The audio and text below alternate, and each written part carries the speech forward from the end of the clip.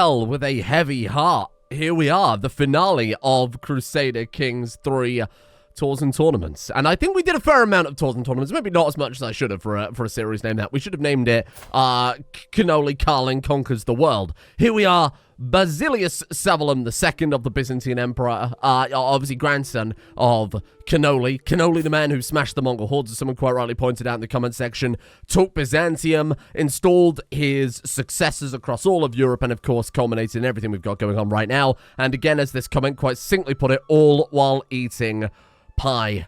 So, here we are. Now, look, I know a lot of people in the comments have said, you know, take England, take Iberia, take Northern Africa, etc., etc., We could sit here and we could map paint for another 10, 20 episodes, but again, I want to end it on a high note, and this is still the victory of cannolis.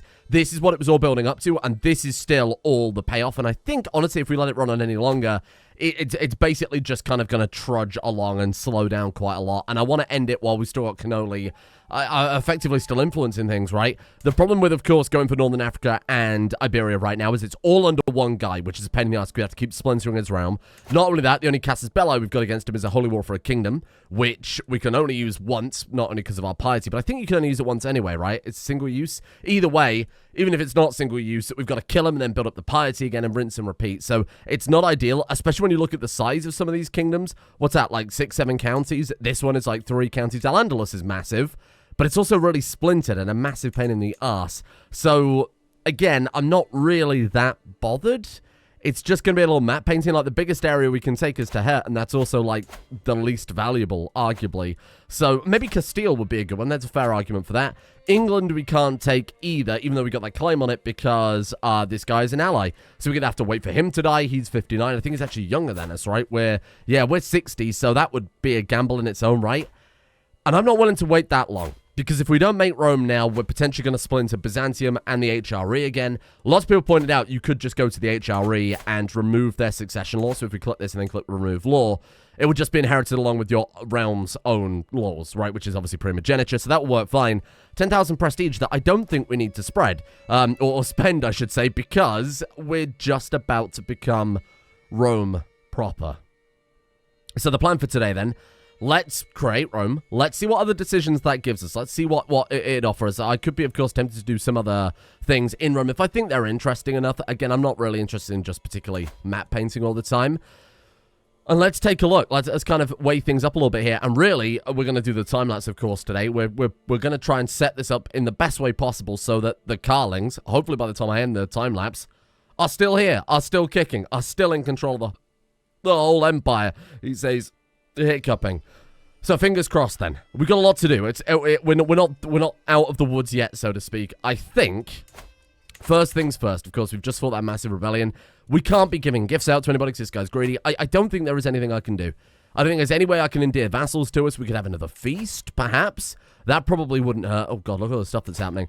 I think we'll have a feast. Maybe we'll have a grand tournament after we formed Rome. Let's have a feast in, well, Rome. Let's have a feast in Rome. Let's invite all the people, and let's have them know of our plan. This is where we will announce that we're going to begin the bureaucracy to reform Rome. I think that makes perfect sense, so that's what I'm happy with. Our intent here is to, I mean, really befriend, but befriend the realm. I mean, we could try and befriend, like, some high-power vassals here. The despot of Hungary looks a bit, well, hungry for my land. So we'll try and sort that out. Who do we want to invite as an honorary guest? We're going to try and befriend him, so we might as well go for another high rank who isn't a big fan of us.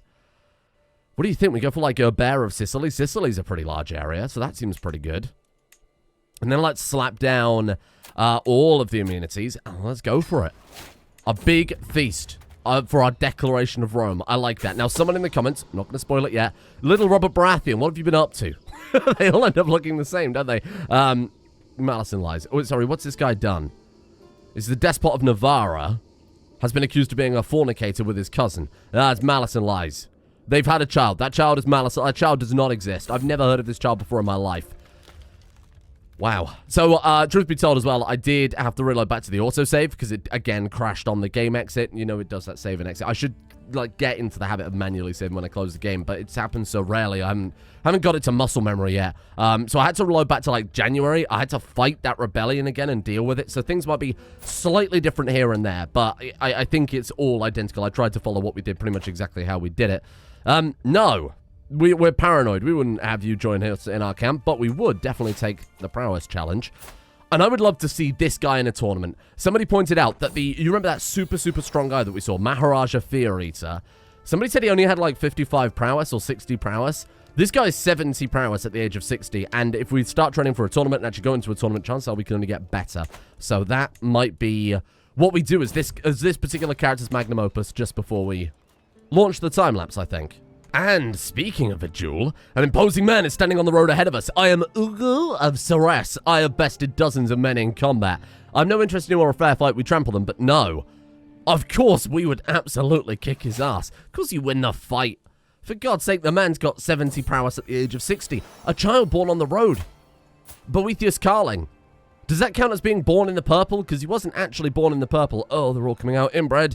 Oh, Boethios. I'm going to have to go look up those very cursed, not very well translated Byzantine desserts, aren't I? Byzantine desserts. They all have such plain names. Here we go. We'll go for...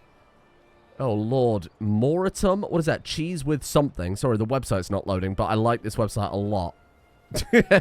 Cheese with herbs. Oh, no, we've already had a kid called that, right? Fruited rice. That's actually a great name. There you go, fruited rice. May you grow strong and wise, my son. A shortcut, hey, nice one. Come on, let's get to this feast fast. I want to get to Rome already, because if we die on this journey, we're in a lot of trouble. Oh, there's a lady. We have enough room in your court to welcome both of us. Why does that upset him? You're deceitful. Oh, right, we're stealing them both. Yes, good idea. He's a deceitful man. He wants more courtiers. Don't necessarily know why he wants more courtiers. Again, you feel like I feel like a paranoid guy wouldn't want that. Here we are. Visited the walls of Gaiata, which is exactly how that's pronounced. Any Italians will tell you that. A good relations with Chef Country I have. Here we go. Does he look different, or is it just me? Oh, it's because he's so tall, the top of his head's cut off from the top of the screen. I was like, you had a haircut. That's a different crown to what I recognize. Someone sliced the top off of this priceless crown. And so it begins. Welcome, friends. Friends, Romans, countrymen, perhaps. She recognizes true intellect. Aisha expresses that she finds me most learned and wise. I mean, he's probably the character with the highest learning in the whole game that we've played so far, right? 38 learning. Cannoli was pretty high up there, but a lot of that came from his learning devotion. Obviously, like getting the body modifiers so that he didn't die so early. Either way, I think this guy is like the perfect candidate to reform Rome, given how much of a big brain he is. Bit of a history buff. You're an eager reveler. We're going to be hideously stressed out if we shout at this lady for vomiting. Holy shit, this reminds me. We've got to get back the pie. What a show you put on. We've got to get back the pie. Who's got the pie? Hang on. Artifacts we've got claims on, right? Whoa. Your claims. Fruit pie. Who has that pie? You give me that bloody pie back. Demand a challenge for artifact. Absolutely. Will not accept. What happens if he says no? We gain 600 prestige. Let's give it a go then. We just get refunded, right? That's basically what happens. What a good evening. Excellent. I'm glad everyone's having a good time. Ready for us to drop the bombshell that, by the way, we're reforming Rome. You refuse your challenge. Yeah, I thought you might. Put him on the list. Is there anything else we can do? Demand artifacts? He will accept. Return the pie. Yeah, Euphrosyne deserves some credit. They are, remember, big lovers. Big lovers, as the Pope saw with his own eyes. Big, deep lovers. The feast is starting to draw to a close, and my visitors are surely expecting me to lavish a little attention on Archon Hubert. And now a toast to Archon Hubert. Have we got our pie back? Did it actually work? We'll have a look in a second. A few candles survive after the last of the guests have left, and I would presume, just before he does that, he announces to the whole world, I am now Rome. Look upon your Caesar. Oh, we've got it back. Nice. Excellent. The fruit pie is nice and safely tucked away. Oh, God. Anything about this is going to stress him out. He's paranoid, so he would be happy to do that, but he's greedy. He doesn't want to spend the money. Come experience the future with me. Paranoid, so he definitely doesn't want to bring him along. And he's paranoid, so he wants to find out the future. Honestly, I think he likes money. So let's keep it. Oh my god, it's just occurred to me. You know what did change? You remember how this guy became a little witchy because someone talked him into it? I wasn't, like, super into that either way, I will admit. But I do think, in hindsight, a paranoid man would not be, even though he is a bit of an evil piece of shit, would not be so willing to be like, yeah, I'm a witch. So it turns out he actually isn't that anymore, because that happened in the middle of that rebellion, right? Or at least I don't think he's a witch anymore. Oh, no, is a witch. All right, never mind then. Carry on. We've also got the choice to be a non-believer as well. No, you're a heretic. Okay, he's still a witch. He's still a witch, because he's evil. He's always been evil. His father was evil. Well, his father was fine. His grandfather was basically the devil himself. Ooh. The high altitude and brisk air of Capsella has a very refreshing quality as we traverse the local hill fort. Would you like to join me, my lord? Of course. Of course. We're going to go with him. And he is going to teach us how to be a better warrior. I've said that this guy kind of established before that his martial would take precedent over his stewardship, given that, well, it literally does. And clearly he's very much into martial. So I think of all the times he would be willing to spend money, of course, he's been upgrading stables and stuff like that, I think this is definitely one of them. Rough terrain expert. That seems pretty good, because Byzantium is a bit of a mess for hills. Boom. Very nice. And now I think it's time. I think it's time I press the Rome button, huh? And then we'll see if we need to deal with that Holy Roman Empire thing. In theory, it should be fine, though. Dark Insights, very nice. I think we picked that one up yesterday, don't remember. Talk to confidant. Probably not super necessary, I will admit, so let's just do it. Restore the Roman Empire. If Rome and other key territories of the old empire could be reclaimed, the Byzantine Empire would win recognition in the eyes of the West and as the true and rightful continuation of the Roman state. Roman Empire will be restored and acquire the de jure of all currently held empires. So that's all of the HRE, all of Byzantium, of course. You gain the Roman Empire. Byzantine and Roman empires are destroyed. Oh, and Francia, how could I forget? Cover the total history in the Byzantine Empire. So because they're destroyed, in theory, it should just be primogeniture. So let's do it. Augustus. And, like, actual Augustus. Hey, look, they actually say it. I've never done this in CK3 before. Friends, Romans, countrymen, lend me your ears. After the miraculous recovery of territory lost centuries ago, the Roman Empire has been reborn.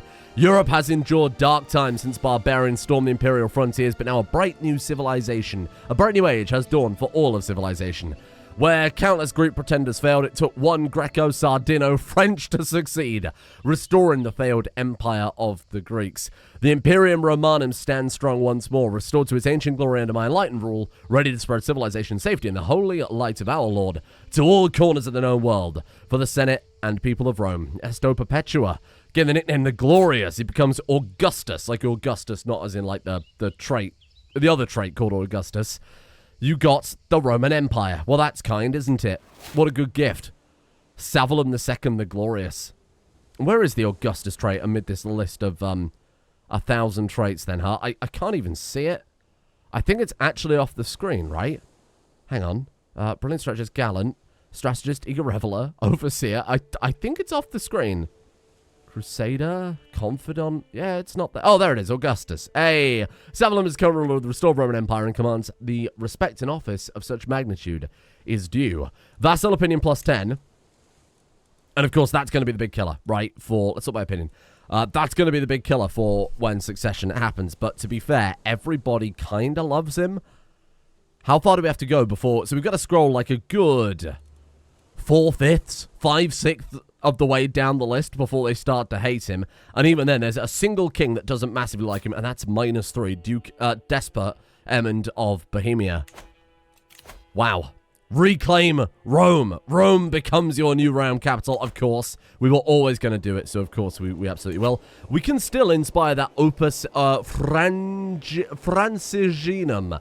New art of age, it was France. New art of age and discovery awaits us to drag the Roman Empire out of these dark times and make the homeland pulsating heart of European culture. Sure. So Orleans, Nice, and Toulouse gains flourishing culture, and Paris. Greco-Sardino-French discovers peerage. We also gain absolute crown authority. That's probably fine. There it is.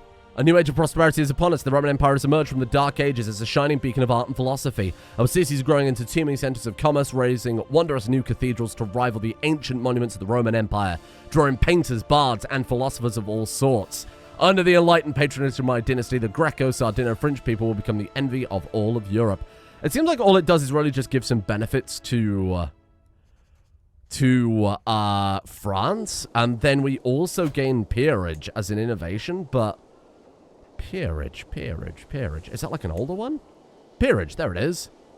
Vassal tax... Oh, so fellow vassal opinion -10. Well, that's fine. Vassal tax contribution is up by 10%, and courtly vassal opinion is up by 5. Oh, so the vassals dislike one another. That's pretty interesting. Change our aesthetic tradition. I don't think I've done this one before. Can we swap over to Roman? Oh, there's Byzantine. Maybe we're already Roman before I click this button. Hold on. Let's just have a look here. Maybe there's not even a, with Latin heritage, so you presume that's, oh, Greco, Sardino, French aesthetics, sorry, I can't even say it. French, Latin, and Byzantine, I'd say that's pretty close for a Karling, obviously that French connection. I know they were Frankish, not like proper Latin French, but that's fine. French, Latin, and Byzantine, it kind of ties everything together. Honestly, that's kind of better than just being like, quote-unquote, Roman, Roman aesthetic. We're going to introduce a new fashion at court, too. And then I think that's all she wrote. What do we need to do to reopen the academia? We have to hold Athens, right? Yeah, we're not going to do that. We also can't do it because we need to have the egalitarian cultural pillar. So we're just going to keep it as it is, though that would be cool. Give some bonuses to the Acropolis. I think we're fine how we are. Can we change the language to Latin? Still no option, eh? I'm not surprised. Obviously, it's been kind of outdated for a little while here. Oh, all of the UK and, or at least England and Ireland speak... I know Ireland's not part of the UK, sorry, just to clarify. Speak Norse. Very bizarre. Weird. I guess that took off and never really got pressed back down again, eh? Okay. Damn, it's a real shame you can't, like, adopt Latin as a court language or anything like that. Maybe there's an option for it if you, like, are in the scholarly or something like that. And you know what? I was going to have that tour, the tournament or the tour or whatever, but honestly, I don't think it's necessary. I think this is a great place to leave it. The founding of Rome. Oh, damn, it does look good, though. Does that actually give us claims on somewhere like Iberia? These all de jure lands. Restore the Roman imperial province of... Oh, I see. So it gives us individual ducal claims on all of the Roman lands. So Marrakesh, Barcelona, Navarra, and everywhere. That we'd be there for hours. I'm sure that this guy's successors will be capable of doing that. We've got Prince John of the Holy Roman Empire. His name's really Baklava. You remember I forgot to rename him because we were doing something. I forget what. Who's our successor? Oh, it is still him. That's good. We can actually designate heir because, of course, we've got absolute crown authority. I'm actually going to knock that back down to keep the vassals happier. Right? Courtly vassal opinion -15. Glory vassal opinion, yeah, -15. I'm going to drop it back down. Just so that we want it to stay stable. And we don't really need absolute crown authority, to be completely honest with you. Do we get anything unique in Rome? Just, again, to kind of double-check everything. No, I think we're totally set. Neighbors with the Pope? That's pretty powerful. Like, this is pretty strong, you got to admit. And I think I'm happy just to let him cook. So, thank you for joining me. Cannoli, you've done it, my friend. If this was all Cannoli's plan, let's give some credit to Cannoli's father as well, Pan and Chocolat, who was the intrigue master, who got the wheels spinning. But that's the problem. His wheels were spinning, whereas Cannoli got that real acceleration going there and really laid all of these plans. So let's see if it can survive.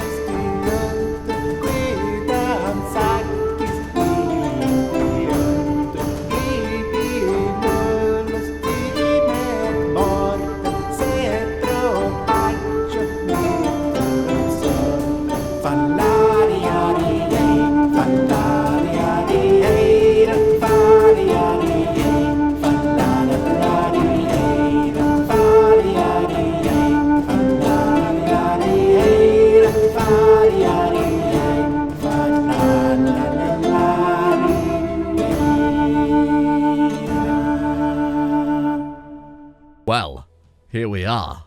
Let's have a look around. I left that time-lapse running for approximately 3 hours IRL. I kind of work, you know, roughly 12 hours or so every day. So that's taken up like a quarter of my working day just having my PC wrapped up with running the time-lapse. Let's have a peek, see what they've been doing. You know, they went in directions I never would have anticipated.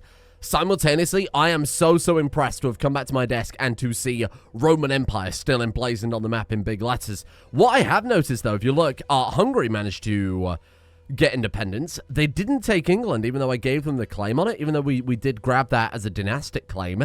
They did carry on the Roman borders throughout northern Africa, all the way through to southern Spain there, all the way right the way through down to the south of Iberia. Didn't really get as far into Iberia as I thought. They did take what was it? Was it Catalan on the edge?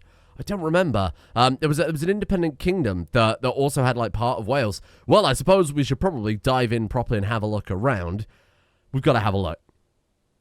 It doesn't matter how much land they took, in my opinion. The important thing is that the Karlings are still on the throne of Rome.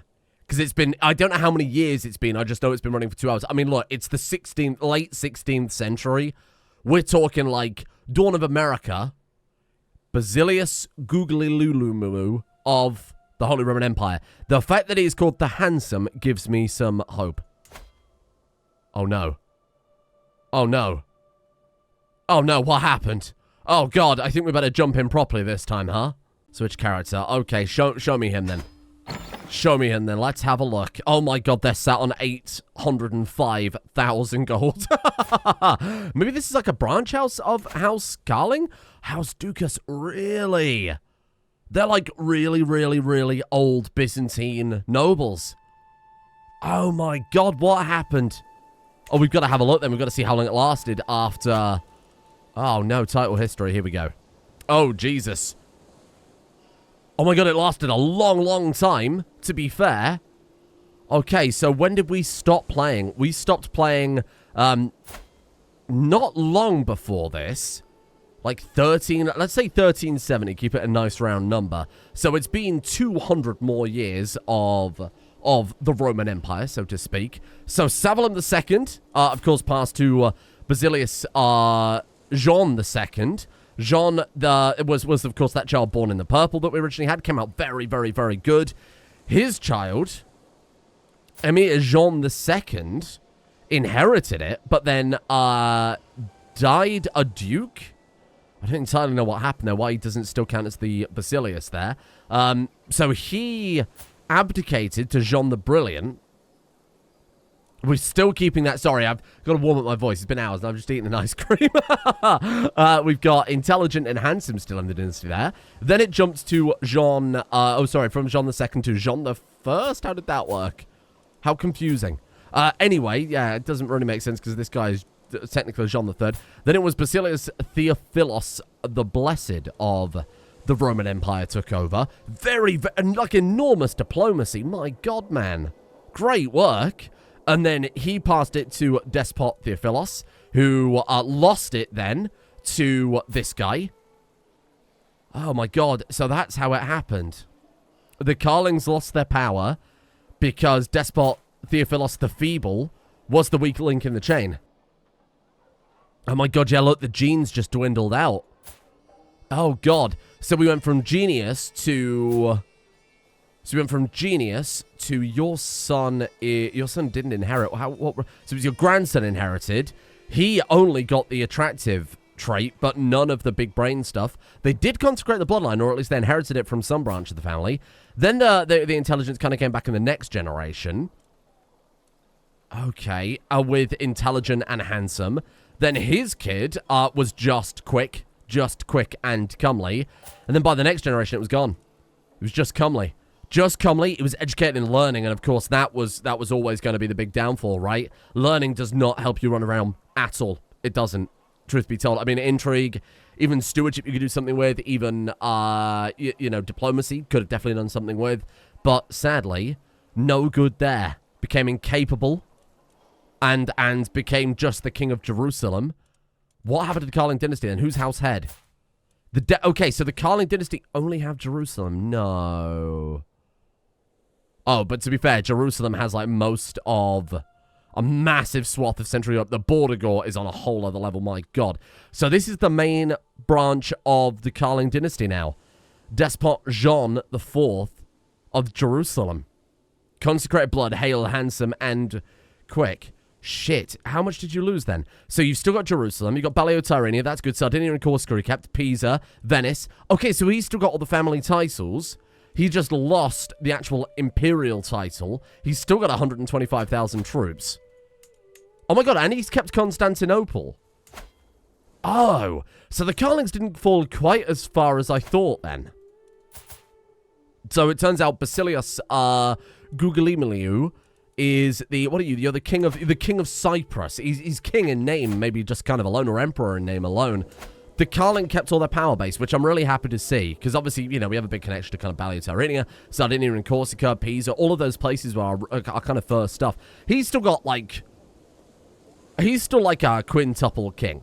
No, not quintuple. What do I mean? Like 15 times king. Good God, man. And even he is set on 668,000 gold. It's kind of nuts. Man, I will admit I'm a little disappointed seeing them unlanded, but that's all it takes, you know. And I think if I was still playing this, if any player was still playing this, you could have held on to Rome perpetually. It would have just been permanent Rome for Karlings from then on. Particularly as, you know, of course, the AI wouldn't have been giving gifts to people. They wouldn't have been dishing out that cash. Oh my god, look at the taxes. They wouldn't have been doing anything to that effect. They wouldn't have been trying to keep their vassals happy. They wouldn't have been throwing walls so quickly. Maybe if I'd have let it run for another 200 years, the Karlings would have come back, because so many of them have claims on the titles and things like that. What about, like, their dynasty? Let's have a look at some of the dynasty renown and stuff like that. So they've got, wow, they've maxed out all but 3 of the trees here. 10,000 renown. Ironically, one of the final trees that they haven't filled out there is Guile. Of course, that was kind of their big strong suit, right? Wow, that's kind of crazy. I want to have a look at the rest of their house here a second. Oh, you know what? Actually, this is kind of all right. So in terms of Karling power base then, the King of Wales is a Karling. The King of Nicaea in... obviously, in Byzantium there, in Anatolia, is a king. That seems like a pretty powerful ally. Oh my god, look at how much money all the Karlings have got. Oh my god, they're all sat like hundreds of thousands of gold. Then we've got Basilius the Peaceful, who is our dynasty, but is like our branch house. Fair enough. And then Despot Jean obviously being kind of dynasty head right now. Wow, to be fair, I mean, look at how many dukes there are.